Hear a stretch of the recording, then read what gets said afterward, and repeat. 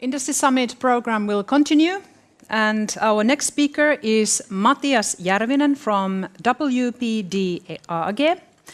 And Mattias has been working 10 plus years in wind power development and 20 plus years in environmental sector. And his picture of life has one astonishing detail. Please welcome Mattias. The stage is yours.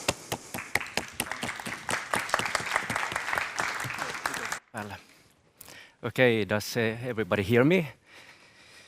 Thank you so much, moderator Eija and Oulu Teollisuus Summit for having this nice opportunity to come here and have a speech for you. Dear audience, I will take you with you on a journey to the wind energy sector for a while. Yeah, so my name is Mattias Järvinen from WPD Finland, and we have a small office in Espoo.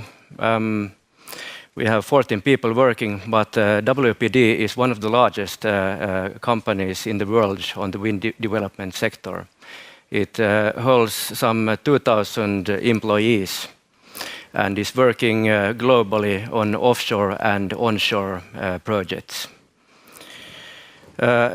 Some words about myself. I am a regular guy from Espoo. I am a family man. I have 2 kids and a wife.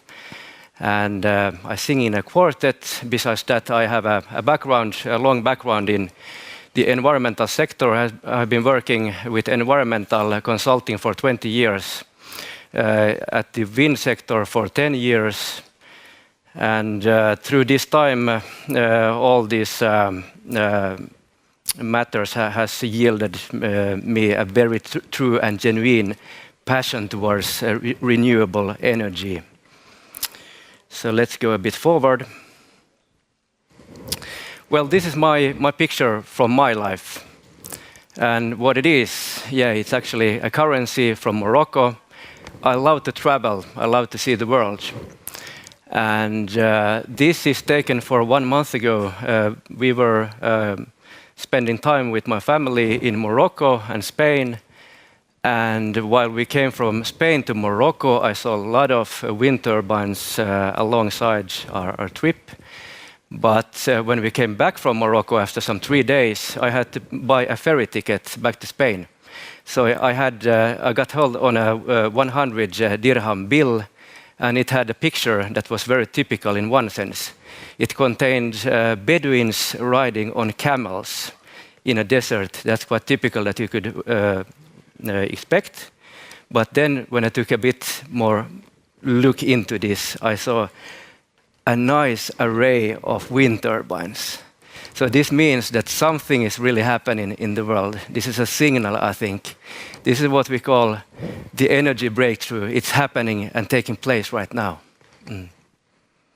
And I got so curious about this so that I went into internet and did some fact finding. And actually Morocco is a poor country, rather. It used to import its energy fully from abroad, 100%. But recently, during the last years, it has started to import tens of, or produce by renewables, tens of percent energy covering their need. So this is really amazing. The price for producing wind electricity also in Morocco has diminished really by time, and it's nowadays down to 30 euros per megawatt hours. So this is really amazing.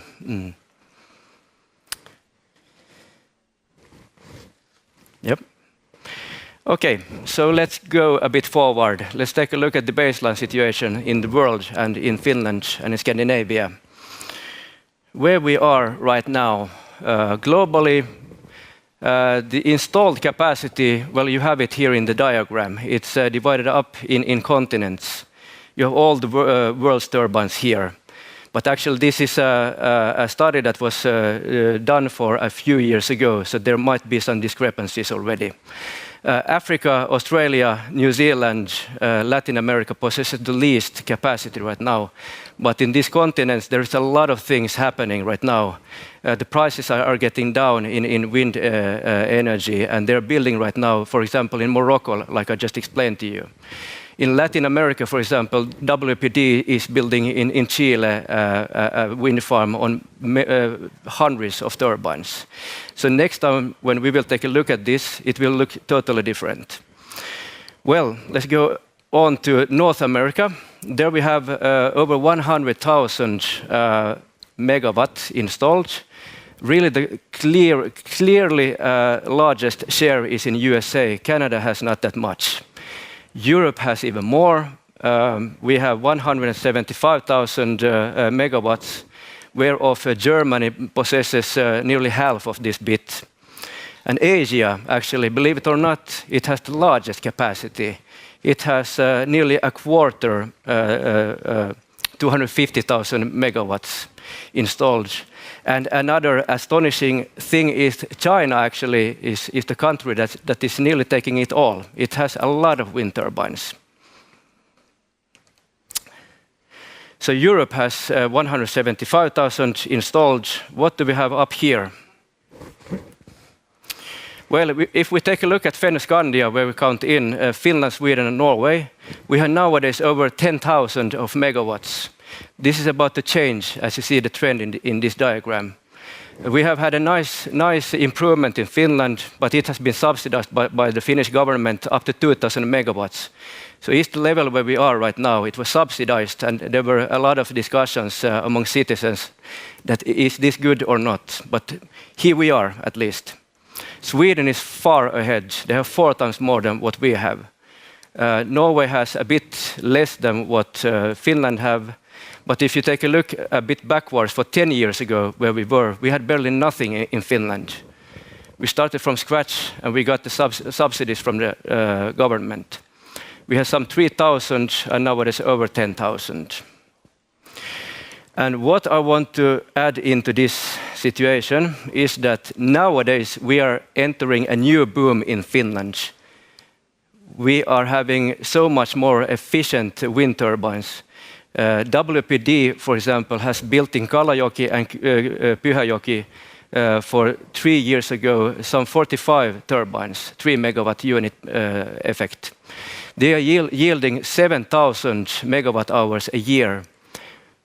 But the turbines that we are going to use during forthcoming years are producing 20,000 megawatt hours. I think that this is almost, we need to give an applause for this because this is a really breakthrough. And so this is a new era where we are. And by the way, curiosity for the audience, one turbine yields or it demands an investment of 5 million. That means that the 700 turbines that we have in Finland right now has cost 3.5 billion of investments already in Finland. That's quite a lot, and a lot of work to Finland. Only during the forthcoming years, there will be billions more into this.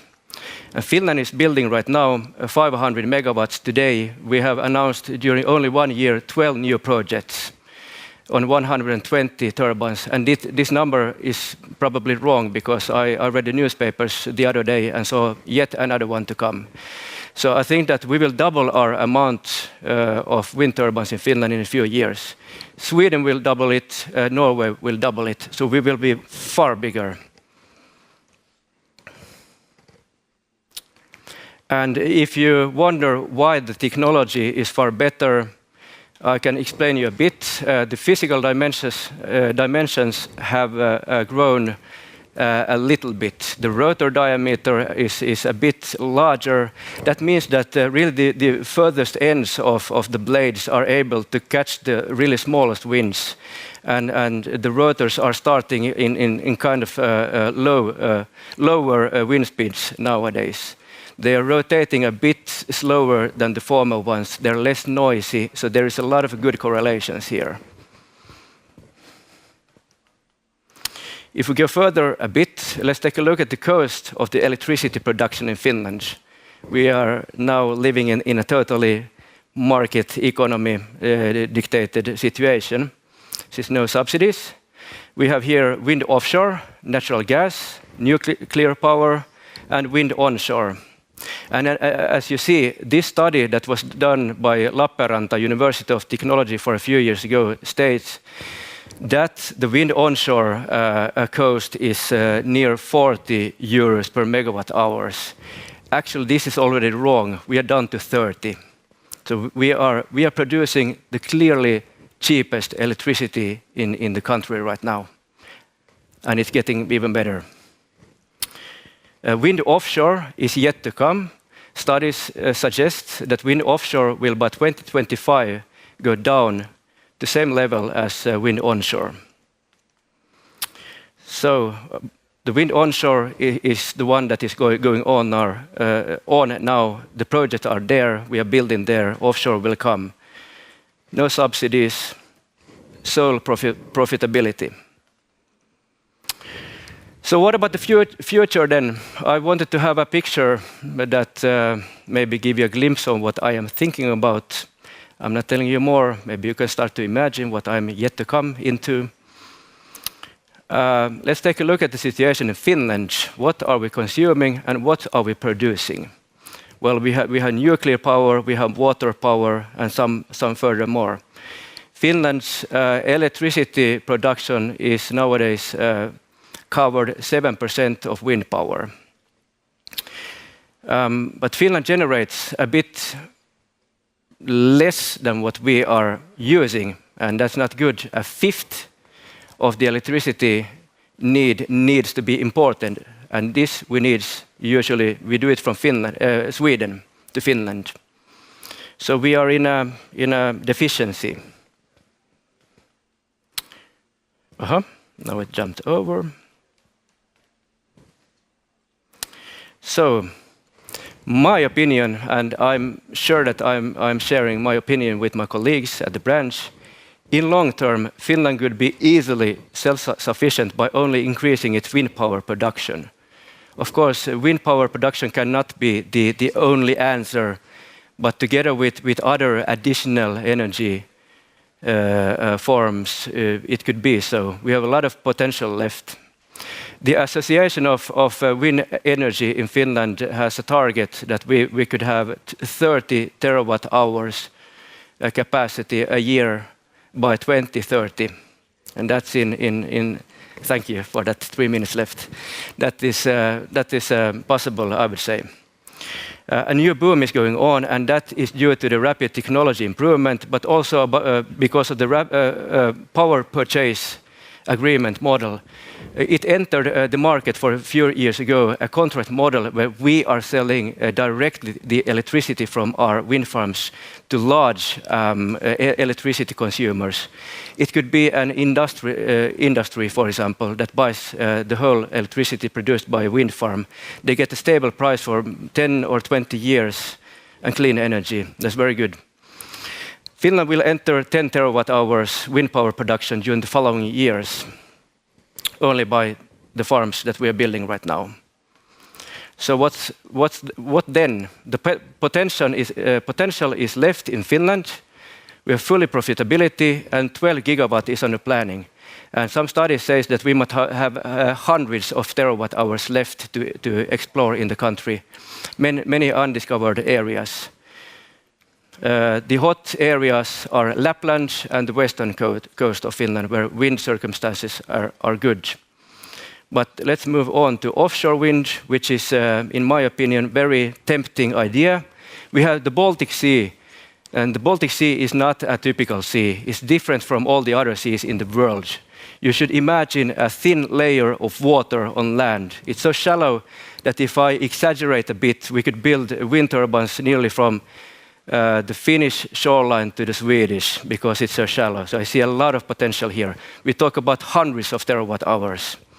But in order to get this wheel to turn, we need to have some economical support for the grid connection between the wind farm and the closest substation at the national grid. This is the case in other countries in the European Union, but not in Finland. It's in Denmark, in Germany, Netherlands, Sweden is coming, but also Poland. We need to have more reasonable property tax, and the construction costs will come down someday. I said that it's probably in 5 years. So a lot of interesting issues. I'm done here then, so if you want to ask anything, feel free. Mm.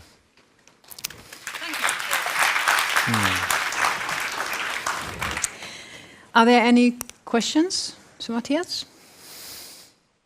But you will be with us until the end of the event, right? I haven't planned yet. Okay, well, if you have questions to Mattias, you can have a chat with him after. Oh, one question, yes. Do we have a catch box? Oh, it's in the front. Let's have it there. This is important because otherwise people won't hear your question. I will toss it. Whoa. Almost broke. Is it working? Yeah. Yes, great. it's working. Well, thank you for a great presentation, Mattias. Thank you. Very informative. Just curious, you mentioned the wind mapping and Lapland and the West Coast. Question one, do you see any opposition to that? Because they are sort of touristy areas as well. Yeah. And the second question is, you mentioned that the cost of building offshore will come down. I'm just curious, how do you foresee that? You mentioned construction costs, but it's still far away, and it involves a lot more complicated steps and procedures than building onshore. Yeah. So I had two questions. Thank you so much. One hit on, thank you. I will start with your first question, and yes, we always face oppositions in all projects. I have done EIS 40 times in my life, and I can tell you that there is opposition in everything that we are doing. In Lapland, we have reindeer herding and tourism and so on. It's our thing to find areas that is lesser contradictory with these other aspects. So it's up to it's good project planning, and I'm happy to be in WPD that is respecting all these issues quite well, I think. So it's all about the good planning, but we have seen them already, and will probably foresee them more as well in the future. But then the offshore wind, that's not really my specialty yet.